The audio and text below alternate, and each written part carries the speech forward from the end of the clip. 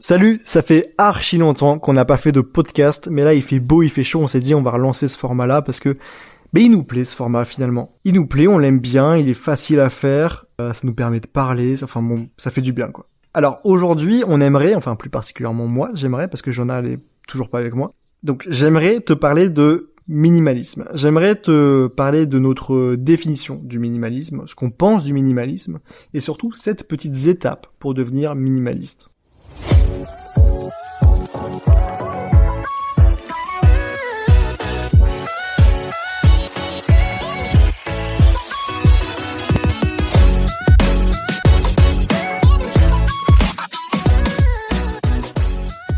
Donc avec Johanna, on n'aime pas acheter. Donc que ce soit des vêtements, des gadgets, des téléphones, etc. On n'aime pas. C'est pas parce qu'on est radin, mais c'est simplement parce qu'on n'éprouve aucun plaisir à acheter. Alors, bien entendu, ça signifie pas qu'on ne se fait jamais plaisir. Au contraire, c'est simplement qu'on a appris à apprécier la véritable valeur des choses. On aime mettre le prix sur des objets de qualité. On a toujours été comme ça, et on tend à avoir la vie la plus simple possible en ayant le moins de choses possible, mais en ayant des choses qui ont vraiment de la valeur pour nous. Et ce qu'il faut bien garder en tête, c'est qu'avoir une vie simple ne signifie pas forcément une vie austère. Une vie simple, c'est simplement l'essence même du minimalisme. Et même si la vie en van existe depuis très longtemps, l'explosion du minimalisme a fait monter en flèche ce mode de vie alternatif. Et c'est sûrement grâce à tout cet engouement autour du minimalisme et de la philosophie du moins que l'idée d'acheter un fourgon pour y vivre à l'année a commencé à germer dans notre esprit. En fait, pour nous, vivre à plein temps dans un véhicule aménagé, c'est fondamentalement la même chose que de vivre dans un appartement ou une maison si on élimine tout l'espace vide ou superflu. Donc en gros, dans un van, tout est plus petit, mais tout est aussi plus accessible, et en plus de ça, on gagne en liberté géographique, donc pour nous, c'est vraiment du 100% gagnant. C'est sûrement l'une des meilleures décisions que nous ayons jamais prises. Et si c'était à refaire, on le referait exactement de la même manière. Mais ça, c'est pas le sujet de ce podcast, enfin presque pas. Parce que l'expérience de vivre dans un si petit espace a poussé la notion du minimalisme encore plus loin. Et pour rien de cacher, ça n'a pas toujours été facile. Petit à petit, il a fallu, et il faut encore, puisqu'on vit pas encore à 100% dans le van, être sélectif par rapport à ce que nous emmenons avec nous. Et même si c'est le sujet du projet Objectif Vie en Van, t'as pas besoin de vivre dans un van aménagé à l'année pour adopter un style de vie minimaliste. Il est possible de reprendre certaines idées principales de la philosophie du moins et de les incorporer dans ta propre vie. Et donc, dans ce podcast, on aimerait justement te partager quelques-unes de ces idées principales. Mais avant ça, on va juste te rappeler ce qu'est le minimalisme afin que nous soyons tous sur la même longueur d'onde. Donc, pour faire court, le minimalisme, c'est simplement le fait de vivre intentionnellement avec uniquement les choses dont tu as besoin. L'objectif étant de tendre à des expériences humaines plutôt que de s'attarder sur la possession. Donc pour reprendre un peu ce qu'on voit partout, posséder moins d'objets, ça va avoir un environnement plus rangé, forcément, et donc dans lequel il est plus facile de penser. Posséder moins d'objets, c'est aussi disposer de plus de temps et de diminuer sa charge mentale. Parce que par exemple, quand t'as moins de vaisselle, tu passes moins de temps à laver ta vaisselle. C'est un exemple un peu tiré par les cheveux, mais c'était pour illustrer. Ensuite, avoir moins d'objets, ça permet aussi de diminuer son stress, parce que t'as moins peur de te faire voler, forcément. Et surtout, t'arrêtes de chercher les choses. Donc ça me correspond vraiment entièrement, quoi. Et surtout, ça diminue ton stress par rapport à l'argent. Parce qu'en ayant besoin de moins, forcément, tu dépenses moins. Donc finalement, la vie minimaliste te donne la liberté de consacrer moins de temps et d'argent à des choses et de dépenser plus d'énergie pour vivre réellement. Donc ok, c'est bien tout ça. Donc est-ce que le minimalisme est fait pour toi ? Je vais te dire ce qu'il faut faire pour devenir minimaliste, et tu vas me dire ce que t'en penses. Donc, pour devenir minimaliste, il faut que tu vives avec moins de 100 objets, que tu vendes ou que tu donnes ta télé, que tu vendes ou que tu donnes ta voiture, il faut que tu manges bio. Il faut surtout pas que tu fasses une grande carrière, parce que gagner de l'argent, c'est mal. Il faut que tu vives dans un pays exotique, dans lequel le coût de la vie est extrêmement bas. Il faut que tu t'inscrives à un cours de yoga. Bon, alors, c'est faux, bien évidemment, prends pas ça au sérieux. C'est juste que certaines personnes qui rejettent le minimalisme et qui le voient comme une simple mode ont exactement ces objections pour se justifier de pourquoi elles n'adopteront jamais ce mode de vie. Mais non, le minimalisme, c'est pas ça. En fait, il y a rien de mal en soi à posséder des biens matériels ou à gagner beaucoup d'argent. Le problème se situe surtout dans le sens que nous donnons à toutes ces choses.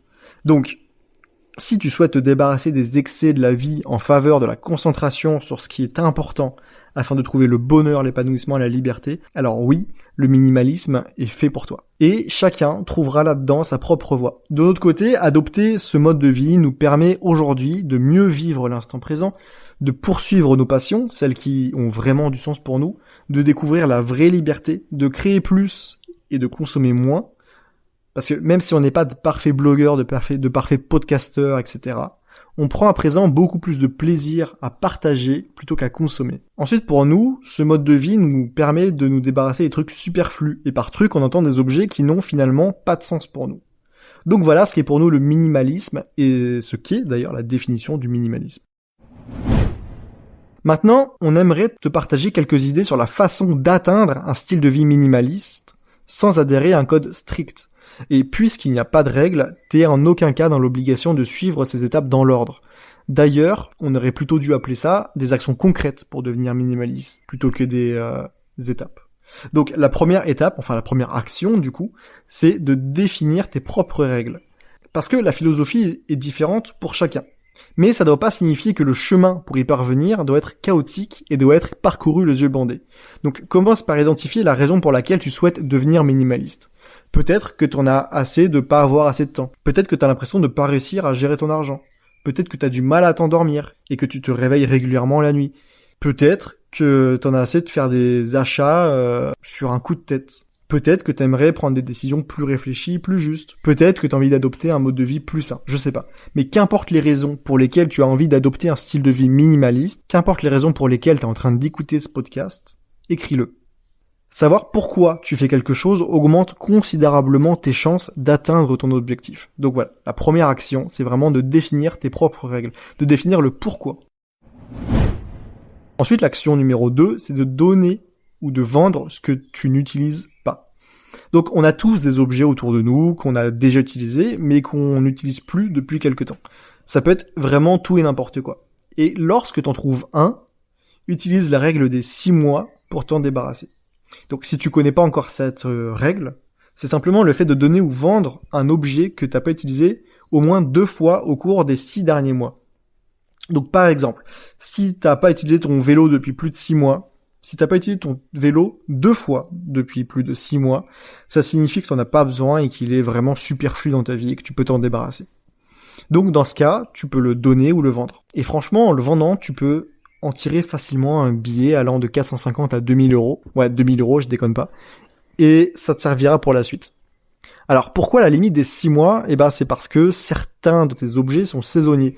Je pense notamment aux manteaux d'hiver ou aux maillots de bain. Pour le petit conseil, tu peux faire la même chose avec les applications installées dans ton téléphone. Parce qu'on a tous des applications qu'on n'utilise plus, mais qu'on n'ose pas supprimer en se disant « Peut-être qu'un jour je vais l'utiliser quand même ». Ou simplement par flemme aussi. Des fois, on supprime pas des applications par flemme. Ensuite, l'action numéro 3, c'est d'épargner au moins 1000 euros. Avoir un fonds d'urgence simplifie tout, mais vraiment tout. Et c'est justement le but même du minimalisme, simplifier. Un fonds d'urgence permet de faire face aux imprévus, ce qui enlève une charge mentale assez conséquente. Donc même si t'aimes pas l'argent, tu peux pas l'ignorer.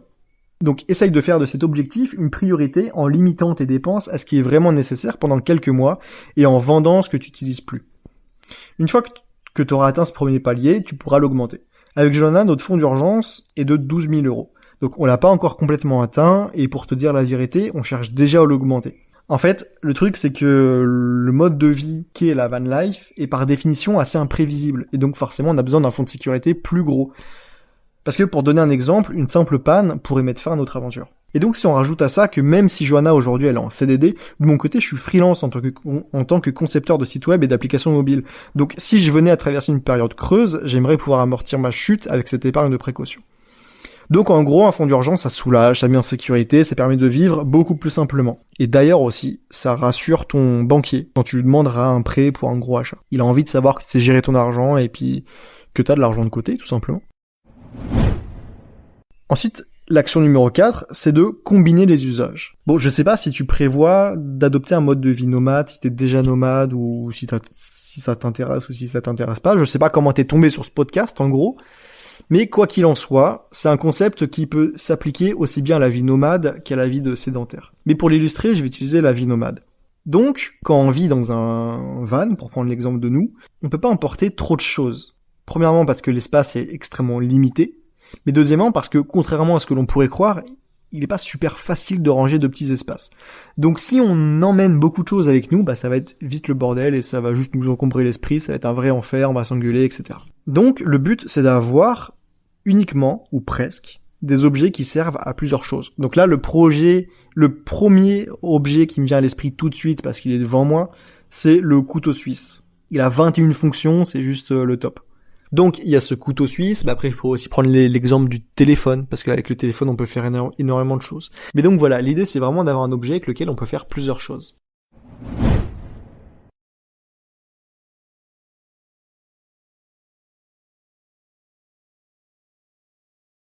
Ensuite, l'action numéro 5 à entreprendre pour devenir plus minimaliste, c'est de dépenser pour des expériences, et pas pour des possessions.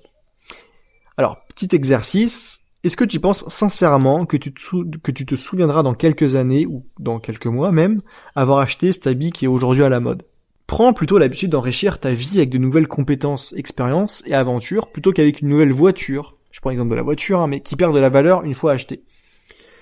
Par exemple, tu te souviendras longtemps d'un voyage. Tu garderas en tête de bons souvenirs, même si tout s'est pas forcément bien passé. En revanche, tu vas très vite te lasser de ton nouvel iPad et tu sentiras de la frustration jusqu'à ce que tu en achètes un nouveau. En fait, les expériences apportent du bonheur sur le long terme sans t'encombrer d'objets, là où les possessions t'apportent du bonheur uniquement sur un court instant, quelques minutes à quelques jours, voire peut-être quelques semaines. Mais en plus de ça, elles t'encombrent de nouveaux objets. Alors, la bonne nouvelle, c'est que les expériences ne sont pas forcément plus chères que les possessions. Par exemple, un cinéma, ça va coûter quoi? Ça va coûter 15 balles. Un saut élastique, ça va coûter 50 euros. Un concert, environ 30 euros. Un cours de cuisine, 50 euros. Un voyage en Thaïlande, donc ce qui est quand même assez loin de la France, mais si t'es assez flexible, pour 2 personnes, pour 2 semaines, ça va te coûter environ 1200 euros. Le prix d'un iPhone ou le prix d'un téléphone aujourd'hui un peu haut de gamme. Donc voilà, dépense pour des expériences et pas pour des possessions. Ensuite, l'action numéro 6, c'est de réduire ta consommation d'écran. Alors, de notre côté, si on fait pas attention, on peut passer vraiment trop de temps sur TikTok. Le truc, c'est que les algorithmes sont conçus pour nous faire rester le plus longtemps possible sur leur plateforme. Et outre les effets néfastes des réseaux sociaux et compagnie qu'on a l'habitude d'entendre un peu à droite à gauche, ils sont très mauvais pour quiconque souhaite devenir minimaliste. Parce que finalement, sans qu'on s'en rende compte, ils nous amènent à comparer nos vies à celles des autres et à nous convaincre d'acheter des choses dont on n'a pas réellement besoin pour être plus heureux, plus beau, plus intelligent ou même carrément les trois. Alors, pour réduire ta consommation d'écran, c'est pas si facile que ça. Il ne suffit pas de te dire que tu vas faire 30 minutes de moins de TikTok par jour. En fait, tu vas craquer en moins d'une semaine à cause d'un manque. Lance-toi simplement dans des activités plus stimulantes et amusantes. Tu verras que naturellement, tu regarderas moins tes écrans. Alors, bien évidemment, l'idée n'est absolument de pas supprimer tout ce qui est écran autour de toi, sauf si c'est vraiment ce que tu souhaites.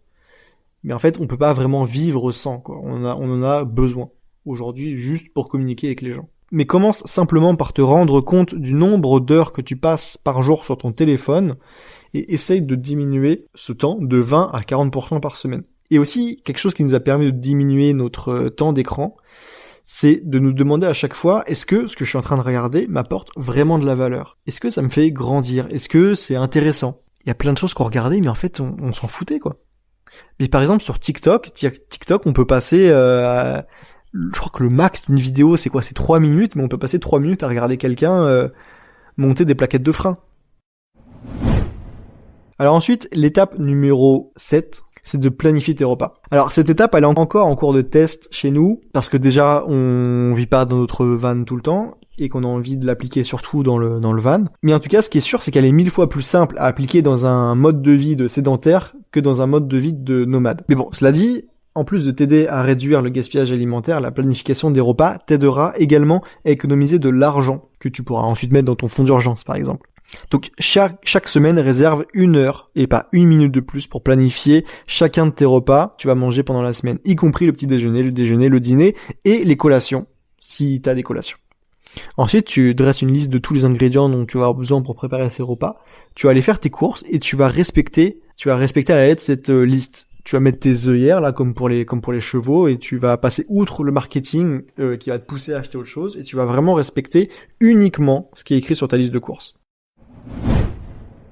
Donc voilà pour les 7 étapes pour devenir plus minimaliste. Donc si on devait résumer, la première étape c'est de définir tes propres règles, de trouver ton pourquoi. Ensuite, tu vas donner ou vendre ce que tu n'utilises pas, en utilisant par exemple la règle des 6 mois, pourquoi pas. Ensuite, tu vas épargner au moins 1 000 € pour avoir une certaine tranquillité d'esprit et pour pouvoir un peu gérer les imprévus et avoir une vie plus simple où tu penses à moins de choses. Ensuite, l'étape numéro 4, c'est de combiner les usages, d'avoir des objets qui te servent à faire plusieurs choses. Ensuite, l'étape 5, c'est de dépenser pour des expériences et pas pour des possessions. L'étape 6, c'est de réduire ta consommation d'écran. Et l'étape 7, c'est de planifier tes repas.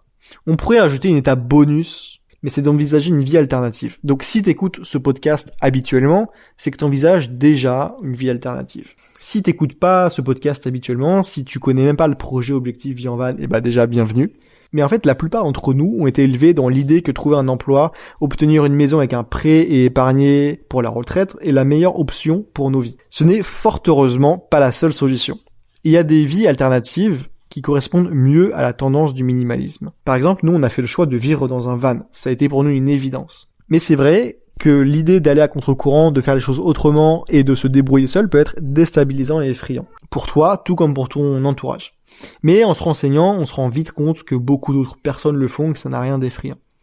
Donc par exemple, tu peux vivre dans un van, vivre dans un camping-car, opter pour la vie sur un bateau, investir dans une tiny house, faire de la colocation et devenir minimaliste financier, acheter un terrain pour construire ta propre maison autonome et durable, opter pour une vie zéro déchet. Bref, tout ça, c'est des vies alternatives qui sont en totale harmonie, en total accord avec les principes du minimalisme, avec quelques principes, quelques piliers phares du minimalisme.